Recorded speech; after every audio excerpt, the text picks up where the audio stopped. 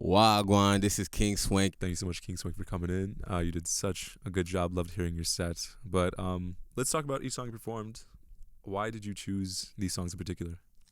I chose these songs in particular because Frontline describes who I am and where I'm from, and it's also one of my newer release singles. It's actually sort of a cover. I just did my own twist on it. By the originals by Pa Sulu, who's from the UK, originally from Gambia, and he got a mad flow. So, shouts out to that man. The other two are on my EP, my upcoming EP that will be dropping no later than beginning mid-November. Yeah. Mhm. And that's why I chose those two. Also, one of the reasons why I chose Wishes is to showcase my production as well as my flow. Mm. Yeah. Yeah, no, and I'm going to ask more about the production of music because it's something I'm really interested in. But you were originally from St. Paul, but you spent a large portion of your life in Atlanta. So tell me more about this transition of your life and how it eventually brought you into the studio. Man, so that's just the shortened version. I've lived so many places. Like Yeah. I've bounced. So I've been in Minnesota half my life and Georgia half my life. Within Minnesota, I was born in St. Paul. Uh, Bounced from St. Paul to Minneapolis, Roseville to Rochester. Went to school in Rochester. Then moved out to Atlanta. And you asked how that affects my music. Yeah, like how did that bring you into the studio eventually? Was there somebody that you met in Rochester that inspired you to want to produce more, rap more? I wouldn't say necessarily any specific person inspired me to make music. Um, I just always loved music and wanted to be involved, and um, I was involved. When I was younger, we went to church, so I was in the choir. I did little church plays. And then when I moved to Atlanta, uh, I was a new kid, so I didn't have any friends, and I was bored. And so I was like, let me mess around with producing. And then that led to learning how to write little lyrics and flows. And then that led to learning how to engineer, mix, and master my vocals because I wanted it to sound quality. And eventually I also learned how to DJ. Yeah. And I don't do any of these skills half-assed. Like I go full on with it. Hmm. Hmm. And this is something that you've been doing throughout the cities for a while, those Afrobeat parties. And Yeah, I've been how long have you doing been doing that for? uh pretty much since I've been up here. I moved up here, and a couple months after moving up here, I tried to get my foot into uh, the music scene by hopping into different beat battles. Um, and from there, I would just meet and interact with different artists, and then those artists would tell me about such and such venues and such events going on. And so from there, I just networked and met the right people, and then we were able to get the ball rolling on our own events. Hmm. Yeah. And was one of these guys Barry too? Or did they just also Yeah, get featured on? yeah. Barry's one of those guys. So I used to be a part of the collective Ozone Creations, Mm-hmm. and Barry was also in that collective too, and so that's how I met Barry. Yeah, Mm-hmm. and we became super close. Yeah. And I was listening to this song you just put out recently with Hmm. them. It's called Getaway Fast Car. And it's very much influenced by Afro beats. And how do you feel that your sound and style of music in particular impacts this genre as a whole? You said, how does my sound impact that genre as a whole? Yeah.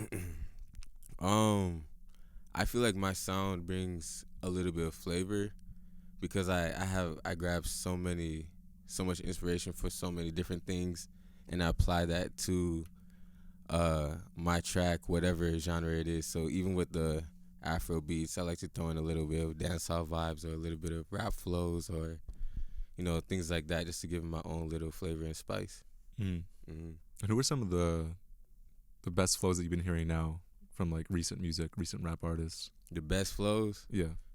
definitely them Griselda guys Mm-hmm. out in Buffalo. Griselda, West Side Gun, Benny the Butcher, Conway. They're lethal with the pen. Mm-hmm. JID, another Atlanta native, and yeah, that's who. Those are the people who come off the top of my head right now. Yeah. Hmm. And you were talking more about those producers that you met in the Twin Cities, but have you had an opportunity to collab with more producers and artists down south as well? Oh yeah, yeah. I've collabed with a lot of producers and artists down south. Rockstar's one of my close homies, and he's on a couple of my tracks, and I'm on a couple of his.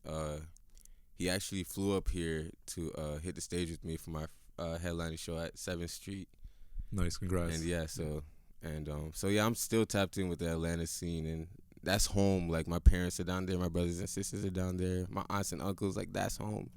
And so I could go back there anytime and do my thing. Yeah. Yeah.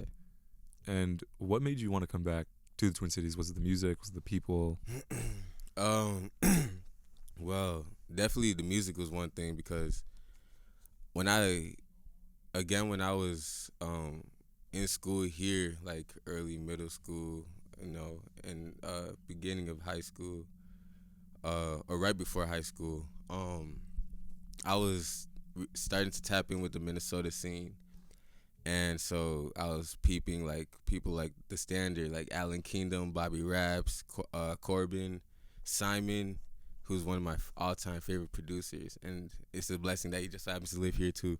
Mm-hmm. Yeah. But yeah, but like I looked up to those guys like crazy, and so when I moved down south, um, I still try to tap in with what was going on up here, and the reason I came back up here is because there's more money opportunities, more job opportunities.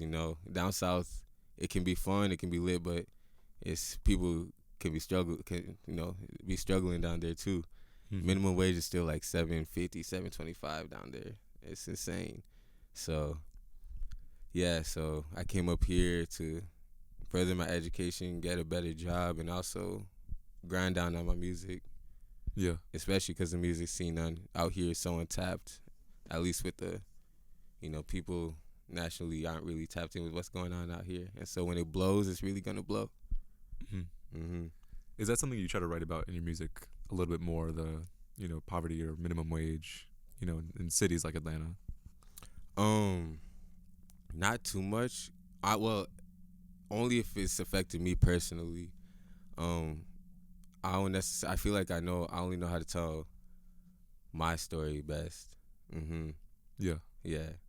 that's really good. And you mentioned the artists here in Minneapolis and St. Paul right now, and who do you have your eyes on at the moment? Who do you are looking forward to hopefully collaborating with? Locally. Yeah. Um, man, there's a lot of artists I'm cool with that I haven't worked with yet, but let me just name off some I don't actually like know personally, but like for example, Casey's an artist I definitely want to work with, whether it's producing something for him or hopping on a track or vice versa. um, who else? I don't know. I'm drawing a blank right now. I know so many artists out here, but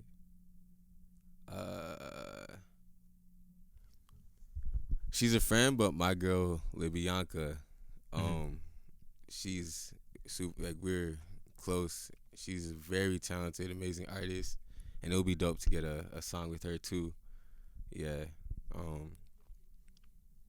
Yeah, those are pretty good ones too. And Yeah. I've also kept my eye on them too, and they've been pretty good. And I haven't had the opportunity to listen to them yet, but it'd be really fun. Oh yeah. Yeah. They're really dope. Yeah, and to get back to your music more, you also produced an instrumental album called "Summertime Fling Part 1." Mm-hmm.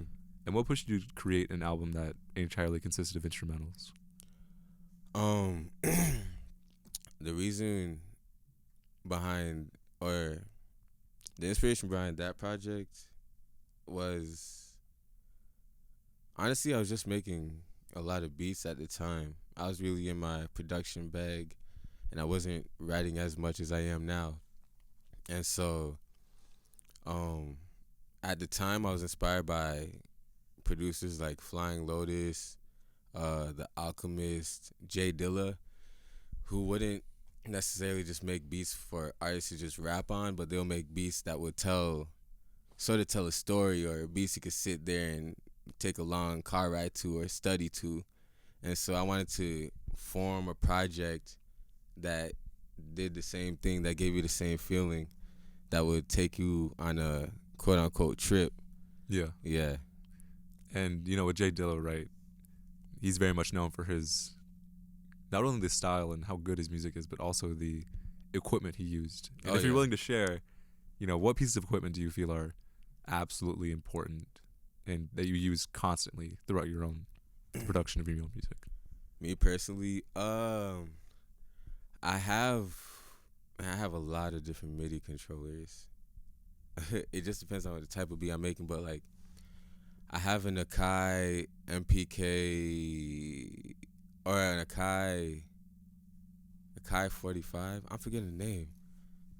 Oh man, I sound like a bad producer right now. No, But yeah, no, I have a lot of different controllers at home. I just can't name them off the top. But I be flipping and flopping through different ones. I mean, they all do the same thing. It's just what's convenient for the moment. No, that makes sense. Yeah. Different tools for different jobs. Exactly. Yeah. And on this project too, Summertime Fling, you sampled Erykah Badu. Mm-hmm. And has Erykah or any of the other Soulquarians within this collective of artists, the Roots, Common, have they played a large role in your production? Definitely.